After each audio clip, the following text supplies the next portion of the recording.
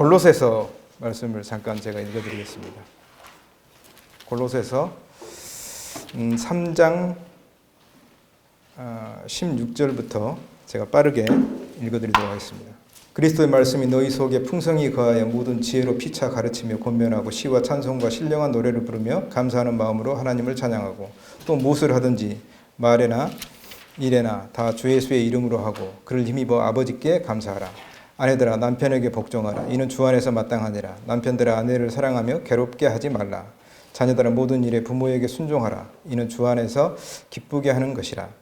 아비들아 너희 자녀를 노엽게 하지 말지니 낙심할까 함이라. 종들아 모든 일에 육신의 상견들에게 순종하되 사람을 기쁘게 하는 자와 같이 눈가림만 하지 말고 오직 주를 두려워하여 성실한 마음으로 하라. 무슨 일을 하든지 마음을 다하여 주께 하듯 사람에게 하듯 하지 말라.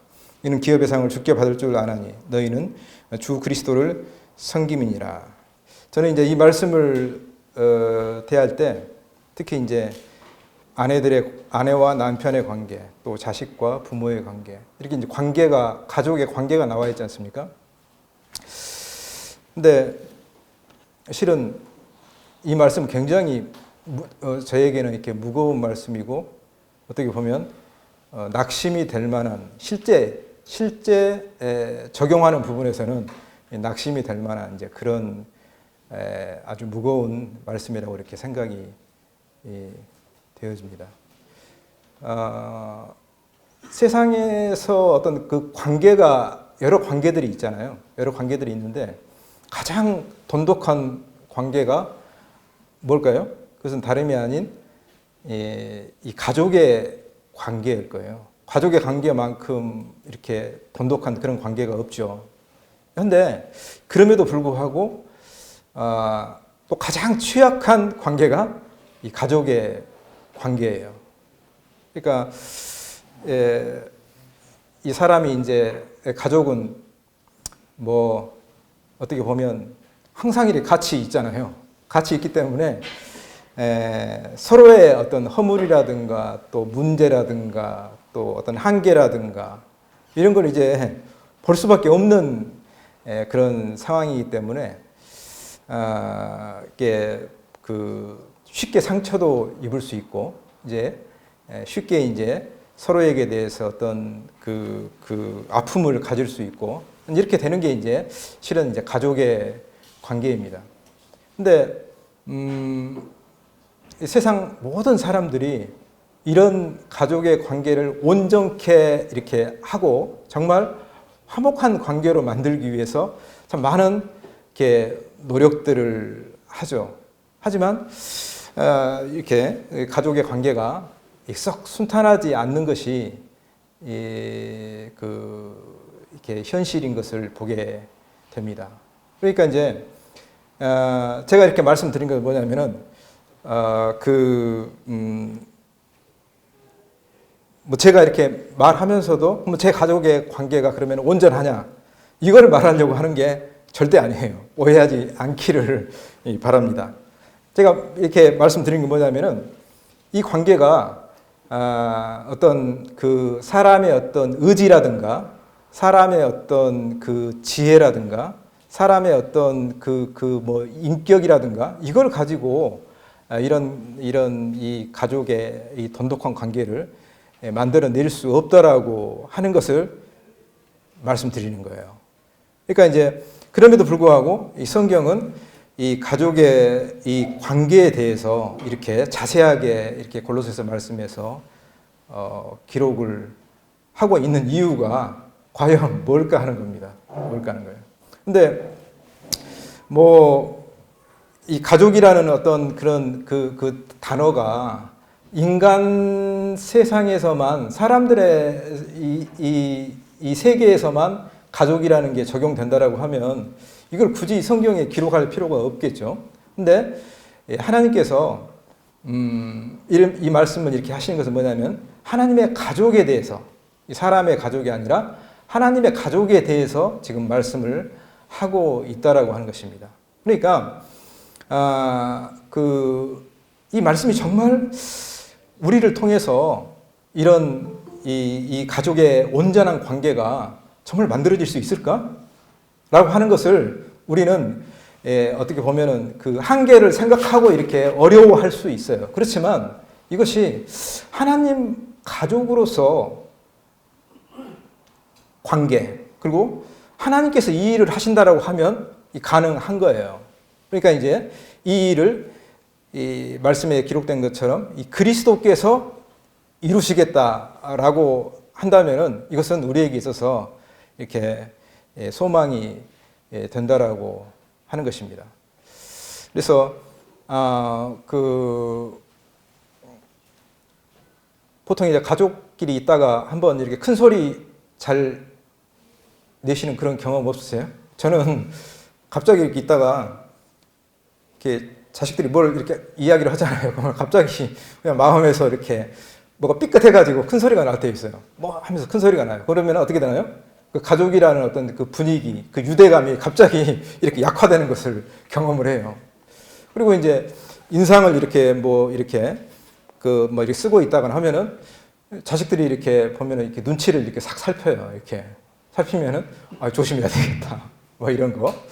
이렇게 될 수 있잖아요. 그렇죠. 그래서 이 가족이라고 하는 이 관계가 참 어떻게 보면은 이게 법적인 관계잖아요. 이렇게 그게 깨어질 수 없는 관계임에도 불구하고 실제 어떤 가족이라는 그 유대감은 쉽게 이렇게 그게 손상되는 그걸 참 많이 이렇게 경험을 하게 됩니다. 저희 아버지가 이제 상당히 완고한 분이셨어요. 완고한 분이셔가지고 가족들에 대해서 또 자식들에 대해서 이렇게 본인의 어떤 그 권위라고 해야 권위 겸 아니면은 어떤 그 책임감이 있으셔가지고 이제 이렇게 엄격하게 자식들한테 이렇게 하셨죠. 근데 제 생각에 이제 그때 이렇게 아버지한테 받는 어떤 그런 그 어려움들을 생각하면서 제 마음에 무심코 들었던 게 뭐냐면, 나는 정말 나중에 가정을 가지면, 결혼하면 나 아버지처럼 안 해야지. 이런 생각이 들잖아요. 근데 이렇게 너무나 놀랍게도 이렇게 또 결혼을 하고 또 가정을 가졌음에도 불구하고 예전에 아버지가 가졌던 어떤 그런 습성이라고 해야 되나? 그런 어떤 경향들이 이렇게 쉽게 보여지는 것을 이렇게 보게 돼요. 그러니까 이제 아내가 어느 날, 당신 갈수록 아버지를 닮아가네? 뭐 이런 말 하는 거예요. 그건 저에게 있어서 굉장히 무거운 말이고 어려운 말이더라고요. 근데 그런 얘기를 이렇게 하는 것을 이렇게 보면서 우리가 이걸 가족이라는 관계를 의지적으로 우리가 어떤 의지를 가지고 뜻을 가지고 결심을 해가지고 이 가족이라는 관계를 이룰 수 있을까라고 봤을 때 이룰 수 없다라고 하는 거예요. 이게. 그래서 이제 저는 생각하기를 정말 우리에게 있어서 큰 낙심은 뭐냐면은 이렇게 돈을 못 벌고 물질이 없고 이런 게 낙심이 아니라 실은 내가 이루어야 될 온전한 그 가족이라는 그 관계가 있는데 이것을 해결하지 못하고 이것을 여기서 그 온전함을 보지 못한 거. 이것이 이제 저에게 있어서는 큰 낙심이었어요. 낙심이었다고 말하니까 과거처럼 말하는 것 같이 보이죠? 근데 그렇게 생각하면 오해입니다. 오해예요.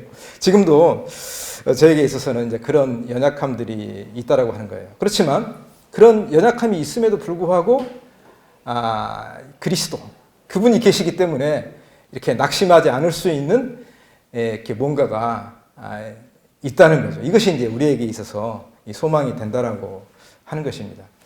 그래서 하나님께서 사람들하고 이렇게 약속을 하셨잖아요. 그럼 약속의 이렇게 목적이라고 해야 되나? 목표라고 해야 되나?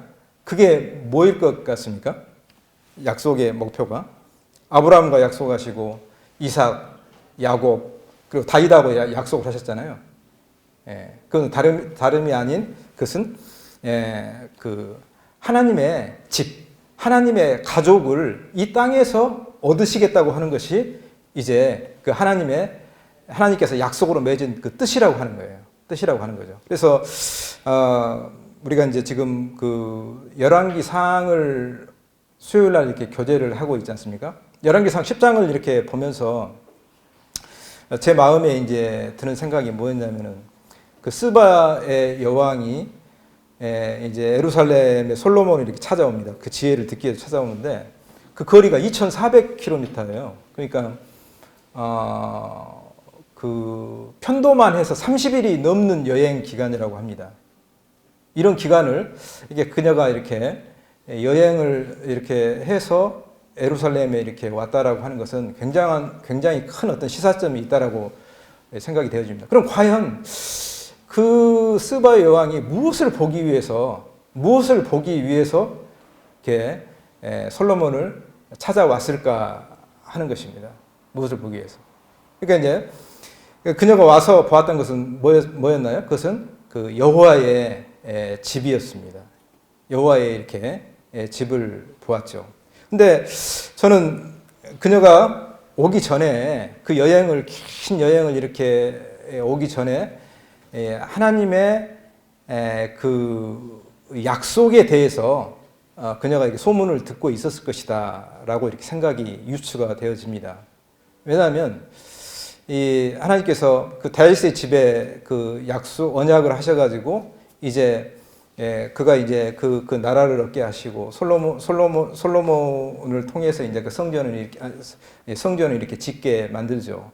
근데 이제 그녀가 이렇게 마음에 두었던 것은 정말 하나님께서 그 하늘 하나님께서 사람하고 이렇게 가족 관계를 맺는 것을 실현하셨냐라고 하는 거예요. 인류 역사상 이 사람이 이 가정을 이렇게 꾸미면서 정말 가족다운 가족을 가진 사례가 있었나요? 인류 역사상 있었을까요? 없었습니다. 단연코 제가 말씀드리지만 없었어요. 근데 그런 한계에 대해서 그런 낙심과 그런 한계에 대해서 이 스바 여왕은 알고 있었을 것이다라는 생각이 들어져요. 그래서 그녀가 이제 그 솔로몬을 찾아와서 그 지혜를 이렇게 얻어서 그녀의 나라를 통치하기 위한 어떤 그런 걸로 이제 그런 것을 얻기 위해서 그렇게 이제 왔다라고 생각이 됩니다. 근데 이제 그녀의 눈으로 보았던 부분들이 이제 열왕기상 10장에 기록이 돼 있어요. 첫 번째는 이제 그녀가 봤던 것은 여호와의 이름을 두기 위해서 세워진 그 여호와의 집, 이 성전이었습니다. 두 번째로는 그녀가 이제 그 성전에서 이렇게 드려지는 이제 번제를 보았다는 것이고요. 세 번째는 뭐냐면은 그녀가 이 솔로몬의 그 솔로몬 앞에서 백성들이 그 지혜를 이렇게 듣고 그 지혜를 얻어가지고 그들이 의를 행하고 진리를 행하는 이런 백성들의 모습, 이것을 이제 그녀가 이렇게 목도를 했다라고 하는 것입니다. 그래서 이제 그녀가 이제 와서 정말 이 하나님의 가족이 거룩한 가족인가? 그리고 이 하나님의 가족이 이 관계가 하나님의 이 가족 안에서의 이 관계가 그것이 정말 영원히 지속될 수 있는 것인가? 이걸 보지 않았겠어요? 사람이라고 하는 것은 뭐냐면 오늘 결심을 해도 금방 뭐 내일이면 바로 그냥 얼굴을 바꿔서 다른 말을 할 수 있잖아요. 그러잖아요. 그래서 이 하나님의 가족이 정말 이제 그와 같은 이렇게 영원한 그런 가족 간의 이 관계를 맺고 있고 그것이 보증되고 있는가, 이것을 이제 보았을 거라고 생각이 되어집니다. 근데 저는 이제 이 말씀을 드리는 것은 뭐냐면은 이 가족이라는 관계는 그 그리스도의 그 사역, 그리스도의 그 직임이라고 하죠. 그 사역을 통해서 이 가족이라는 관계가, 하나님의 가족이라는 관계가 유지가 된다라고 하는 거예요. 근데 이제 그리스도께서 그 직임을 실제적으로 행하시는 것은 그 이후에 주님이 이 땅에 오셔가지고 이제 그것을 이렇게 행하지 않으셨습니까? 근데 놀랍게도 열왕기상 10장을 이렇게 보게 되면 그림자적으로 주님께서 오셔가지고 그와 같은 직임을 행할 것에 대해서 미리 이렇게 보여주셨다라고 하는 것입니다.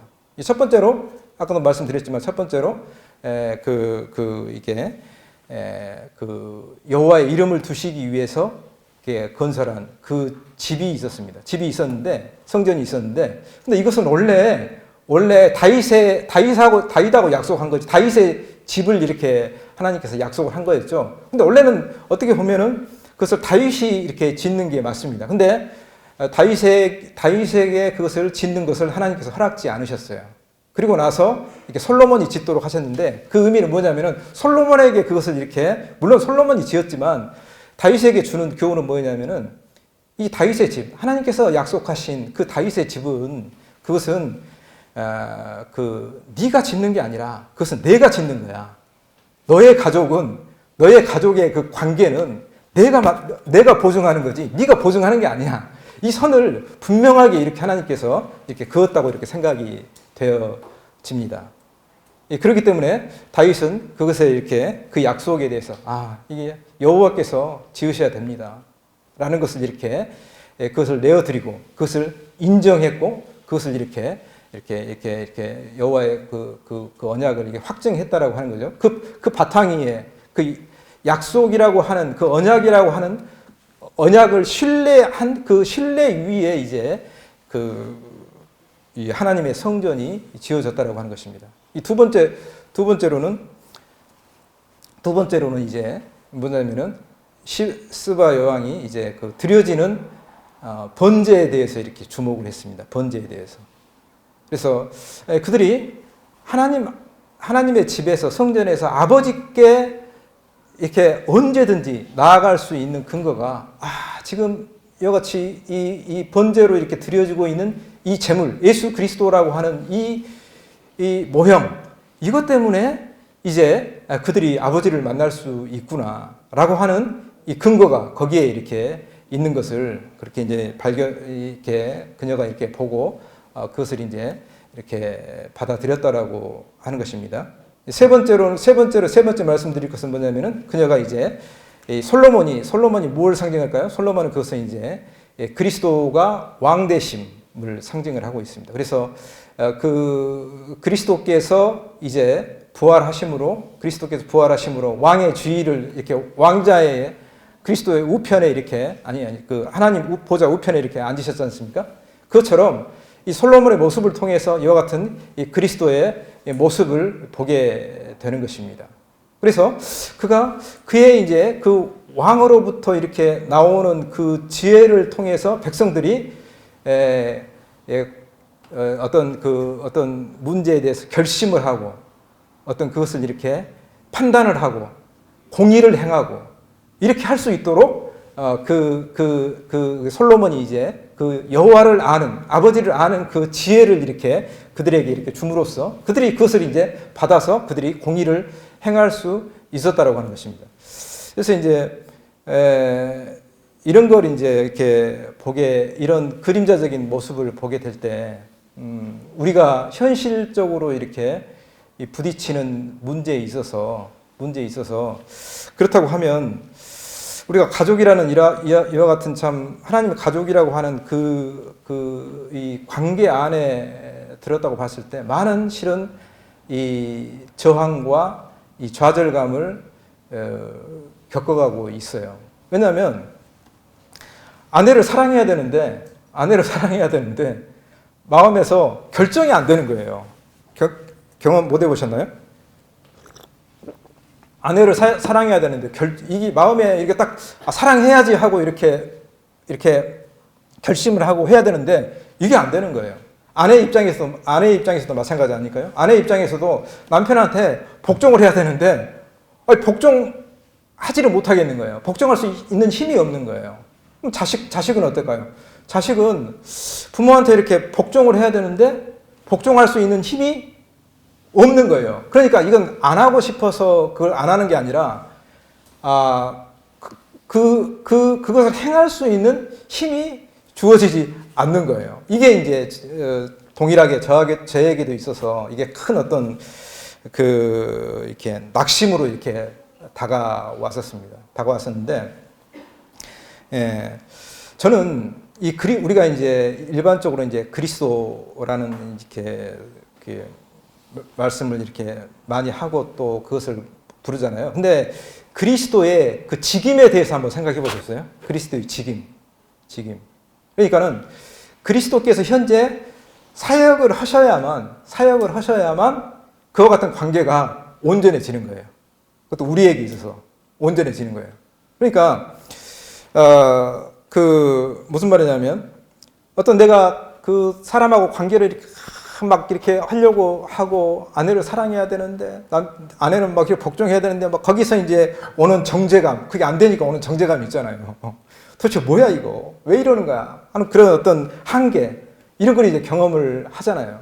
근데 사람이 참 이게 좀 아둔하게도 그 어떤 시도를 멈추지 않는 거예요. 근데 이게 내가 할 수 있는 게 아니야. 맞아. 이게 주님께서만 하실 수 있는 일인데, 주님께서 자신이 하시겠다고 나한테 약속을 하셨는데, 라는 생각이 이제 머무르게 되면 거기에서 이제 실마리가 이렇게 보인다라고 하는 것입니다.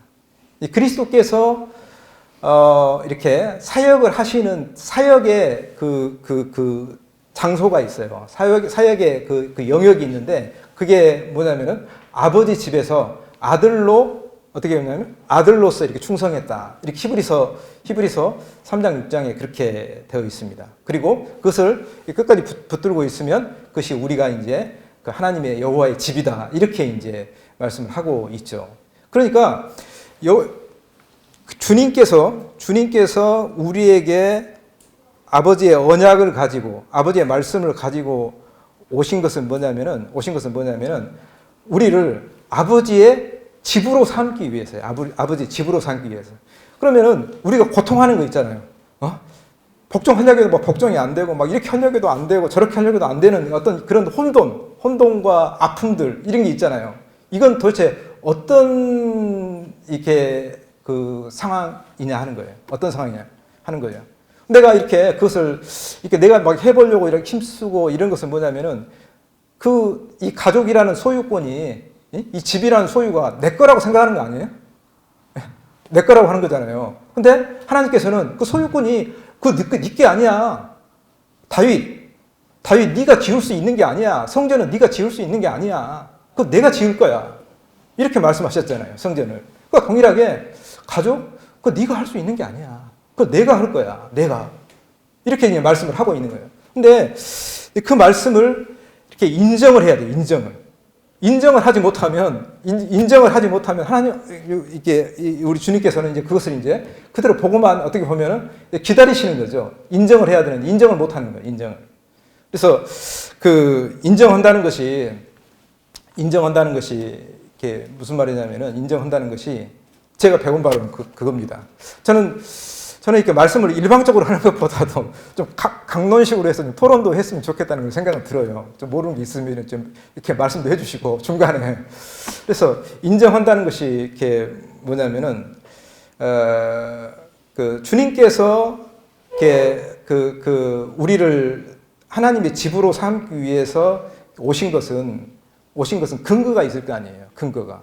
그것은 약속이라고 하는 거예요. 주님께서 창세 전에 이미 그와 같이 생각하셨고, 그리고 그 이후에 이제 사람하고 이렇게 약속을 맺으셔가지고, 내가 너를 집을 삼기 위해서, 너를 여호와의 집으로 이렇게 삼기 위해서, 내가 이렇게 약속을 했고, 그렇게 할 거야라고 하는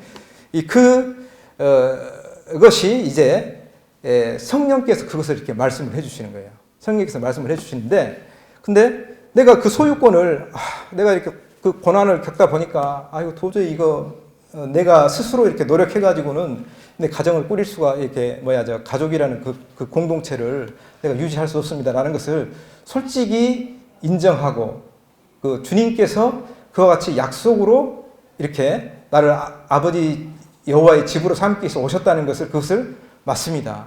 주님께서 오셔서 이 집에 대한 소유가 여호와시고 하나님이신 것을 알겠습니다. 라는 것을 인정하는 거예요. 인정하는 거.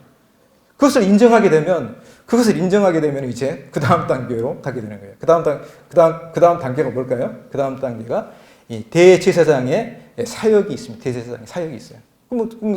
우리 주님께서 그 사역을 어떻게 이루셨나요? 그것은 이 십자가와 부활의 사역을 통해서 그 일을 이루셨다라고 하는 거예요. 이루셨다라고 합니다. 주님께서 이렇게 달리신 그 십자가를 보니까 저게 그냥 단순히 죄사함이 아니라 아이고 저 상처난 그 상처를 이렇게 보니까 주님께서 나를 자기 몸으로 이렇게 받아들이기 위해서 자기 안으로 받아들이기 위해서 저렇게 죽으셨구나. 그러니까 그 죽음이 슬프거나 그 주님이 그 죽음이 어떤 좌절을 말하는 게 아니라 오히려 나에게 있어서 기쁨이 되는 거예요. 내가 그 안으로 내가 침례가 됐구나. 그 안으로 들어갔구나. 그 안으로 나를 이렇게 품으셔가지고 그분이 이렇게 부활하셨구나. 라는 거 생각하니까 내가 이렇게 아버지 앞에서 떳떳한 거예요. 의로운 거예요. 그 의가 이렇게 내 마음에서 오름이 내 마음에 탁 이렇게 만져지는 거예요. 그게 이렇게 되는 거죠. 이것이 이제 우리가 그 아버지 앞에서 갖게 된 그 거룩한 아들의 정체성이라고 합니다. 아들의 정체성이에요. 아들의 정체성. 그러고 나면 이제 어떤 일이 일어난 줄 아세요? 어떤 일이 일어난 줄 아세요? 그러고 나면 그 의가 딱 증명이 되잖아요. 그러면 이제 나에게 있어서 힘이 생겨요. 힘이 생겨요. 왜 그럴까요?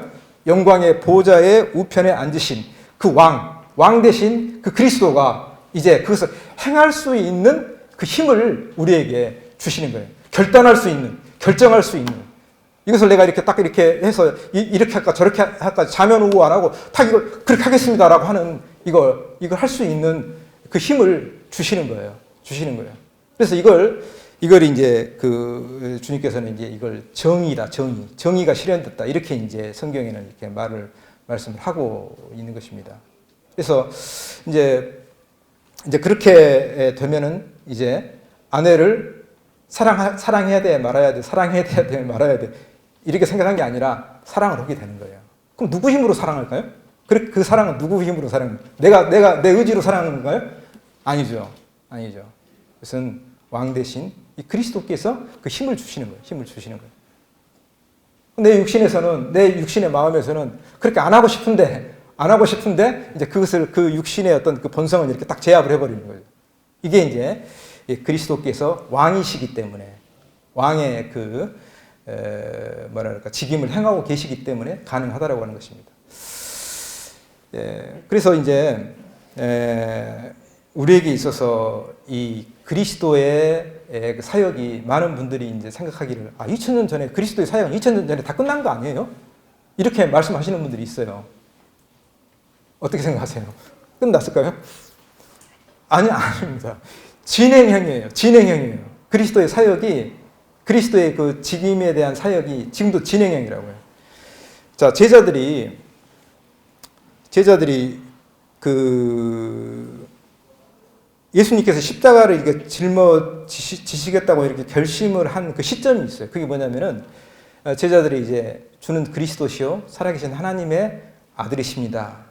라는 것을 고백했을 때 그때 이제 십자가를 이렇게 지실 것을 이렇게 예수님께서 이렇게 말씀하시고 절대 이것은 누구한테 누설하지 말아라. 이렇게 이제 말씀을 하세요. 그러니까 그 말씀이 뭐냐면은 그들이 그 전까지는 예수님을 진정한 선지자로 생각하지 않았다는 거예요. 3년 반 동안 그런 이렇게 제자들과 이렇게 사귐을 갖고 했지만 그들이 정말 이분이 그 구약에 기록된 말씀에 기록된 그 언약 안에 있는 그 메시아인가, 언약 안에 있는 그리스도, 우리에게 오시겠다고 한 하나님의 그 거처를 함께 하시기 위해서 하나님을 집을 주시기 우리를 하나님의 그 거처로 삼기 위해서 오시겠다고 한 그분인가라고 하는 것을 그들이 확정하지 않았다는 거예요. 그 전까지는. 근데 제자들이 그것을 이제 주는 그리스도시요 살아계신 하나님의 아들입니다라고 그것을 확정했을 때 맞습니다. 이 이스라엘 나라는 저희들이 힘써가지고 저희들이 어떤 독자적으로 뭐 이렇게 저희들의 힘으로 뭐 이렇게 왕을 옹립해가지고 이렇게 나라가 세워지는 게 아니라 맞습니다. 성경에 약속이 기록된 그 예수님, 그 메시아가 바로 당신입니다. 저희한테 지금 저희 앞에 계신 그 주님이 바로 그 메시아 그리스도입니다. 이걸 이제 딱 고백을 한 거예요. 그러고 나니까 그 다음에 십자가를 지셨고 부활하셨고 영광의 보좌의 우편에 앉으셨고 성령을 우리한테 보내주신 거예요. 이게. 근데 그 사역의 패턴이 그리스도께서 이루신 그 사역의 패턴이 오늘 또 동일하게 현재 진행형으로 되고 있다는 거예요. 왜 그게 그런 사역이 필요한가라고 하는 거죠. 아까 서두에도 말씀을 드렸지만 우리는 어때요? 딱 이렇게 얼굴만 봐도 왜 저렇게 인상을 쓰고 있지? 나에게 뭔가 좀 불만이 있는 것 같아. 아니 왜 저런 말씀을 하시지? 나에게 지금 뭔가가 있어. 근데 말을 안 하네? 말을 안 해. 그리고 큰 소리 한번 뻥 내면 어때요? 벌써 관계가 이렇게 딱 바짝 되는 거예요. 이게 우리가 맞닥뜨리는 현실이에요. 그럼 이런 현실 가운데 우리가 하나님의 집으로서 또 하나님의 가족으로서 그와 같이 거룩하게 나타나기 위해서는 우리가 우리 힘으로 해야 되겠죠? 우리 힘으로 해야 되나요? 아니죠. 그리스도의 그 직임, 이 그리스도의 사역이 진행이 돼야 되는 거예요. 진행이 돼야 되는 거예요. 내가 잃어버렸던 이 하나님의 언약, 약속에 대해서 그래서 이렇게 생각해보고 맞아. 나는 안 돼. 그리스도께서 그 언약을 통해서 오셨는데 그거 아니면 안 돼. 주님께서 지금 우리를 이렇게 우리 집을 하나님 가족에 이렇게 편입시키는 것은 주님이 지금 그 약속에 따라서 주님이 지금 오셨기 때문이고 지금 와 계시기 때문에 그게 가능한 거야. 라는 것을 솔직히 그것을 인정하고 이렇게 복종을 해야 돼. 근데 그렇게 함으로써 이제 그리스도의 그 사역이 이제 이렇게 우리의 이렇게 우리를 여호와의 집으로 세우는 그런 사역이 진행이 된다라고 하는 것입니다. 근데 이제 교회라고 하는 게 그럼 뭘까요? 교회라고 하는 것은 이런 가족들의 모임이지 않을까요? 이런 가족들이 이렇게 여호와의 가족, 하나님의 가족들이 모여서 이룬 그리스도의 몸. 이것이 저는 이제 교회라고 생각하고, 그리고 교회가 그야말로 그렇기 때문에 교회의 DNA가 그거기 때문에 교회는 우리의 관계는 어떤 관계가 돼야 되나요? 이 가족의 관계가 돼야 된다고 하는 것입니다. 그렇기 때문에 우리가 완전하지 않는 어떤 우리가 이렇게 그 상황에서 우리가 매주 만나고 또 수시로 이렇게 교제하고 하기 때문에 우리에게 있어서 반드시 필요한 게 뭐예요? 이 만찬이 필요한 거예요. 만찬의 중요성이 거기에 있습니다. 떡과 잔이 거기에 있는 거예요. 이걸 보면서 뭘 생각하세요? 이 만찬을 보면서.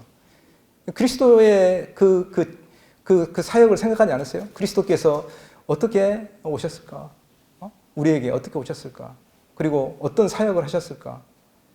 그리고 지금 왕자에 앉으셔서 어떤 이 권위를 우리한테 이렇게 힘을 주고 계시는가? 그러니까 이게 읽혀지잖아요. 이게 이렇게 함으로써 우리가 이 거룩한 교회를 이렇게 이룰 수 있다라고 하는 것입니다. 제가 말씀드렸지만 이렇게 가장 이 세 가지 직임 가운데서 저는 가장 중요한 게 뭐냐면 첫 번째 선지자의 이 직임이라고 이렇게 다 중요하시지만 선지자의 직임을 이것에 우리가 순종하지 못하면 이 뒤에 것은 이렇게 갈 수가 없어요. 선지자는 단순히 이렇게 말을 이렇게 선포하는 게 아니라 우리 주님께서 선지자 역할을 하셨다는 것은 뭐냐면은 그 선지자들이 과거에 이렇게 기록된 많은 선지자들의 애언을 이루시기 위해서 이 땅에 직접 오셔가지고 그 말씀을, 그 아버지의 그 약속의 말씀을 우리에게 이렇게 증거해 주시면서 인정하라고 말씀하신 거예요, 우리한테. 야, 네 힘으로 되는 게 아니잖아. 인정해. 나를 인정하란 말이야. 이걸 이제 주님께서 간절하게 우리의 삶에 들어오셔가지고 그것을 말씀하고 있는 거예요. 얼마나 이게 황공하고, 얼마나 이게 참 이게 놀라운 일입니까? 아니, 하나님께서 우리를 붙들고, 아이, 동서가, 너 왜 그러니? 너 인정해. 너 네 힘으로 할 수 있다고? 너 아니야. 이 사랑은 정말 우리가 감당할 수 없는 큰 사랑을 받은 거예요. 그리스도의 그 직임. 이것은 먼 과거의 문제가 아니라 지금 현재 우리에게 있어서 정말 이렇게 그 실제적으로 우리에게 좀 역사하고 있다라고 하는 것입니다. 그 말씀을 드렸는데 아무튼 뭐 제가 이렇게 하다가 부족한 거 있으면은 또 형제 자매님들이 또 이렇게 보충을 해주시고 또 이걸 듣다가 이 말씀이 부족한데 뭐 이게 다음에 내가 기회가 있으면 이 부분에 대해서 다시 한번 이렇게 좀 강론할 수 있는 기회가 있었으면 좋겠다 하면 그것도 좋을 것 같아요. 그것도 좋을 것 같아요. 그래서 그 사도 바울은 강론을 했다 하더라고요. 토론하고 서로 이렇게 얼굴을 보면서 했다는 그런 어떤 방식이 저도 이렇게 소원이 되는데 아무튼 오늘 여기까지 말씀드리겠습니다. 이상입니다.